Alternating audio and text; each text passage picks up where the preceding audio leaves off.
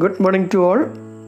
ഇപ്പോൾ നമ്മൾ നേരിട്ട് കൊണ്ടിരിക്കുന്ന ഈ ഒരു മോശം അവസ്ഥ എത്രയും പെട്ടെന്ന് മാറട്ടെ, ഒരു നല്ല കാലത്തേക്ക് തിരിച്ചു വരട്ടെ എന്ന് ആത്മാർത്ഥമായിട്ട് ആഗ്രഹിച്ചുകൊണ്ട് നമുക്ക് ഇന്നത്തെ ക്ലാസ് സ്റ്റാർട്ട് ചെയ്യാം.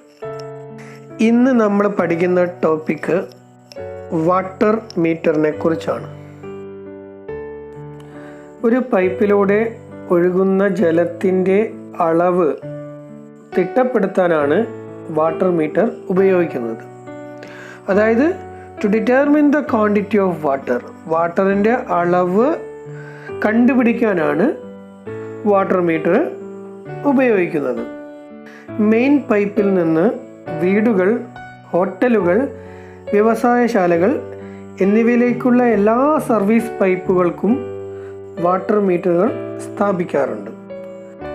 വാട്ടർ മീറ്ററിലെ റീഡിംഗ് അനുസരിച്ച് ഉപഭോക്താവിൽ നിന്ന് തുക ഈടാക്കും. ഇപ്പോൾ ടൗൺ ഏരിയയിലൊക്കെ നമ്മൾ കണ്ടിട്ടുണ്ട്, അല്ലെങ്കിൽ ഇപ്പോൾ ജപ്പാൻ കുടിവെള്ള പദ്ധതിയിൽ നമുക്കറിയാം, അവിടെയൊക്കെ നമ്മളെ വീട്ടിലേക്ക് വരുന്ന മെയിൻ പൈപ്പിൽ നിന്ന് സർവീസ് ലൈൻ എടുത്ത് വീട്ടിലേക്ക് കണക്ഷൻ കൊടുക്കും അല്ലേ. ആ കണക്ഷൻ കൊടുക്കുമ്പോൾ എത്ര വെള്ളം നമ്മൾ ഉപയോഗിക്കുന്നുണ്ട് എന്നറിയാൻ വേണ്ടി ഒരു മീറ്റർ സ്ഥാപിക്കും. ആ മീറ്ററിൻ്റെ പേരാണ് വാട്ടർ മീറ്റർ. അതിൽ നമ്മൾ എത്രയാണോ ഉപയോഗിച്ചത് ആ ഒരു റീഡിംഗ് അതിൽ കാണിക്കുന്നതായിരിക്കും. ഈ മീറ്റർ സ്ഥാപിക്കേണ്ട മൊത്തം ചിലവ് ഉപഭോക്താവ് വഹിക്കേണ്ടി വരും. അടുത്തതായി വാട്ടർ മീറ്റർ എത്ര തരമുണ്ടെന്ന് നമുക്ക് നോക്കാം. പ്രധാനമായും ഇത് 2 തരത്തിലുണ്ട്. ഒന്നാമത്തത് ഡിസ്പ്ലേസ്മെൻറ്റ് ടൈപ്പ്, രണ്ടാമത്തത് velocity or inferential type meter. അതിൽ ആദ്യത്തെ നമുക്കൊന്ന് നോക്കാം, ഡിസ്പ്ലേസ്മെൻറ്റ് ടൈപ്പ്. ഇവയെ പോസിറ്റീവ് മീറ്റർ എന്നും പറയാറുണ്ട്. അപ്പോൾ നമുക്ക് കോമൺലി പോസിറ്റീവ് ഡിസ്പ്ലേസ്മെൻറ്റ് മീറ്റർ എന്ന് പറയാം. മീറ്ററിലൂടെ കടന്നു പോകുന്ന ജലത്തിൻ്റെ വ്യാപ്തം, അതായത് വോളിയം, നേരിട്ട് കണക്കാക്കുന്ന രീതിയാണ് ഈ ഡിസ്പ്ലേസ്മെൻറ്റ് ടൈപ്പ് വാട്ടർ മീറ്ററിൽ ഉള്ളത്. ഈ ഡിസ്പ്ലേസ്മെൻറ്റ് ടൈപ്പ് തന്നെ വീണ്ടും 2ആയിട്ട് തരംതിരിച്ചിട്ടുണ്ട്.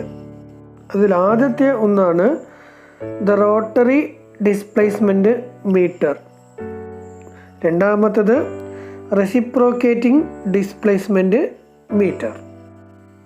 അതിൽ ആദ്യത്തെ നമുക്ക് നോക്കാം റോട്ടറി ഡിസ്പ്ലേസ്മെൻറ്റ് മീറ്ററിനെ കുറിച്ച്. റോട്ടറി എന്ന് പറഞ്ഞാൽ നമുക്കറിയാം എന്താണ്, റൊട്ടേഷനാണ് അല്ലേ. ഇവിടെ റൊട്ടേഷൻ ചെയ്യുന്നത്, വെള്ളം വരുമ്പോൾ റൊട്ടേഷൻ ചെയ്യുന്നത് ഒരു ഡിസ്ക്കാണ്. ചിത്രത്തിൽ ചെറിയൊരു ഭാഗമായിട്ട് കാണാം, ഓസിലേറ്റിംഗ് ഡിസ്ക് എന്ന് പറയും. ആ ഡിസ്ക്കാണ് ഇതിൽ ഏറ്റവും പ്രധാനപ്പെട്ട ഭാഗം. ആ ഡിസ്കിൻ്റെ നടുവിലൂടെ ഒരു സ്റ്റെമ്മ് മുകളിലോട്ട് പോകുന്നതായിട്ട് കാണാം. ഇത് കുറച്ചും കൂടി കോംപ്ലിക്കേറ്റഡ് ഫിഗറാണ്, പക്ഷേ ഇതിൻ്റെ ഭാഗങ്ങളും കാര്യങ്ങളും ഒന്നും ഒരിക്കലും പരീക്ഷയ്ക്ക് ചോദിച്ചിട്ടില്ല. അറിയാൻ വേണ്ടിയിട്ടാണ് പറയുന്നത്. ആ ഒരു ഡിസ്ക്, അതിൻ്റെ ഉള്ളിലൂടെ ഒരു സ്റ്റെം ഉണ്ടാവും. ആ സ്റ്റെമ്മ് മുകളിലുള്ള ഒരു ഗിയർ ട്രെയിൻ, അതായത് ഒരു പൽചക്രത്തിലേക്കാണ് പോകുന്നത്, ആ ഒരു ഗിയർ ട്രെയിനിലേക്ക്. ആ ഗിയർ വഴി നേരെ പോകുന്നത് എവിടേക്കാണ്, ഡയലിലേക്കാണ്. ഒരു റീഡിങ് കാണുന്ന ഒരു ഡയലിലേക്കാണ് എന്ത് പോകുന്നത്, ആ പൽചക്രത്തിൽ നിന്ന് സ്റ്റെമ്മ് മുകളിലോട്ട് പോകുന്നത്. അപ്പം ഇൻലെറ്റ് വഴി വെള്ളം വരികയാണ്. അപ്പം എന്ത് തിരിയും, വെള്ളത്തിൻ്റെ ഫോഴ്സ് കാരണം ഒരു നിശ്ചിത അളവിലുള്ള വെള്ളം, ഒരു വോളിയത്തിലുള്ള വെള്ളം അതിനുള്ളിലേക്ക് വരും. അപ്പം എന്ത് തിരിയും, ഡിസ്ക് തിരിഞ്ഞിട്ട് നിശ്ചിത വോളിയത്തിലുള്ള വെള്ളം പുറത്തേക്ക്, ഔട്ട്ലെറ്റിലേക്ക് തള്ളും. അപ്പോൾ ഒരു റൊട്ടേഷനിൽ നമുക്ക് എന്ത് കിട്ടും, മുകളിൽ റീഡിങ് ഒന്ന് ഡയലിലൊന്ന് കാണിക്കും. അപ്പോൾ എത്രത്തോളം ക്വാണ്ടിറ്റി വെള്ളം അതിലൂടെ പാസ് ചെയ്യുന്നുണ്ടോ അത്രത്തോളം ഈ ഡയല് തിരിഞ്ഞുകൊണ്ടിരിക്കുകയും ആ റീഡിങ് ആ മീറ്ററിൽ വ്യക്തമായിട്ട് കാണാനും കഴിയും. ഇതാണ് ഇതിൻ്റെ വർക്കിംഗ്.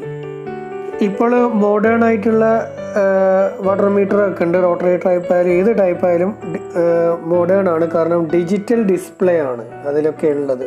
ഡിജിറ്റലായിട്ട് കാണാം. ഇനിയൊരു ചെറിയൊരു വീഡിയോ നമുക്ക് കാണാം,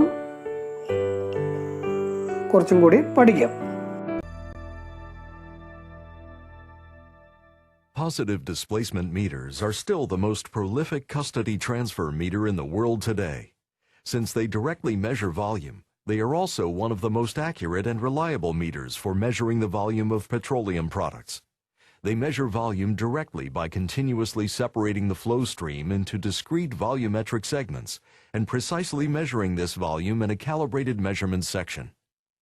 In this animation, we see a Smith meter rotary vane PD meter in operation.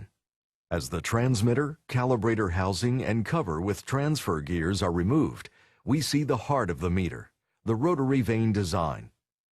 The fluid flow enters the meter on the left side. The block at the bottom of the meter separates the inlet from the outlet and prevents the fluid from bypassing the measuring chamber. Instead, it is channeled around the rotor into the measurement section. The fluid is continually separated into discrete segments in the measurement section.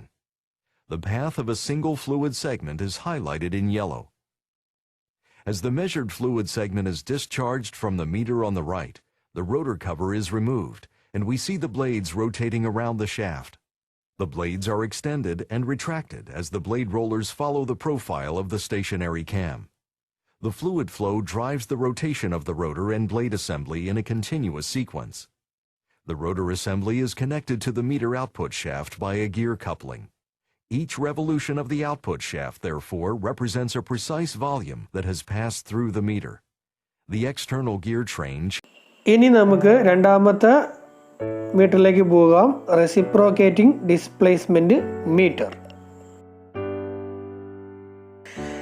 ഇത് നിങ്ങൾ reciprocating pump പഠിച്ചിട്ടുണ്ട് അല്ലേ?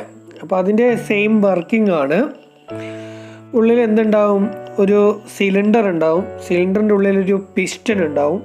ആ piston two and fro motion ഉണ്ടാവും. അതായത് മുന്നോട്ടേക്കും പിന്നോട്ടേക്കും പോകുന്ന ഒരു motion.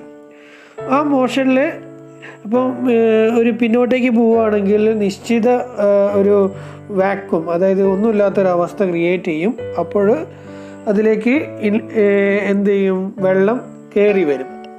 അപ്പോൾ ഒരു നിശ്ചിത എമൗണ്ട്, നിശ്ചിത വോളിയം ഓഫ് വാട്ടറാണ് കയറി വരിക. അപ്പോൾ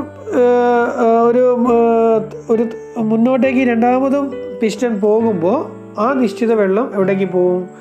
ഔട്ട്ലെറ്റിലേക്ക് പോകും. ഇതാണ് അതിൻ്റെ ബേസിക് വർക്കിംഗ് എന്ന് പറയുന്നത്. അങ്ങനെ ഈ പിസ്റ്റൻ്റെ ഒരു ഭാഗം നേരെ സ്റ്റെമ്മുമായിട്ട് കണക്ട് ചെയ്യും. ആ സ്റ്റെമ്മോ പൽചക്രം, അതായത് നേരത്തെ പറഞ്ഞ ഗിയർ ട്രെയിനായിട്ട് ബന്ധിപ്പിക്കും. ആ ഗിയർ ട്രെയിൻ നേരെ കൂട്ടാൻ പോകുന്നത് ഒരു നീഡിലേക്ക് അല്ലേ? ആ നീഡിൽ എന്തായിട്ടാണ്? ഡയലിലാണ്. അതായത് അതിൻ്റെ റീഡിങ് കാണിക്കും. അതായത് അത് ഇങ്ങനെ റൊട്ടേറ്റ് ചെയ്യുമ്പോൾ, നീഡിൽ ഇങ്ങനെ റൊട്ടേറ്റ് ചെയ്യുമ്പോൾ അതിലൂടെ പോകുന്ന വെള്ളത്തിൻ്റെ ക്വാണ്ടിറ്റി എത്ര പോയിട്ടുണ്ട് എന്ന് അതിലേക്ക് കൗണ്ട് ചെയ്യും. ഇതാണ് അതിൻ്റെ വർക്കിംഗ്. കുറച്ച് ഇമാജിനേഷൻ വേണം, കാരണം ഇതിൻ്റെ കറക്റ്റ് വീഡിയോ എനിക്ക് കിട്ടിയിട്ടില്ല. കിട്ടിയാൽ ഉടനെ തന്നെ അടുത്ത വീഡിയോയിൽ ആഡ് ചെയ്യുന്നതാണ്. നേരത്തെ പറഞ്ഞ പിസ്റ്റൻ്റെ വർക്കിംഗ് ഒരു വീഡിയോ, ജസ്റ്റ് ഒരു വീഡിയോ പ്ലേ ചെയ്ത് തരാം. അത് പമ്പിൻ്റെയാണ്, പമ്പിൻ്റെ റെസിപ്രോക്കേറ്റിംഗ് പമ്പിൻ്റെ വീഡിയോ ആണ്. അതിൽ നിന്ന് അത് മനസ്സിലാക്കുക കേട്ടോ.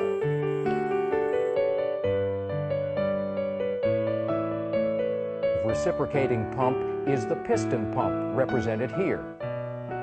Its main components are a cylinder, which is located inside a casing, a piston, a connecting rod, and two valves, a discharge valve and a suction valve. The connecting rod connects the piston to devices that move the piston back and forth. When the piston moves back on the suction stroke, it reduces the pressure inside the cylinder. The reduced pressure closes the discharge valve, opens the suction valve, and draws fluid into the cylinder.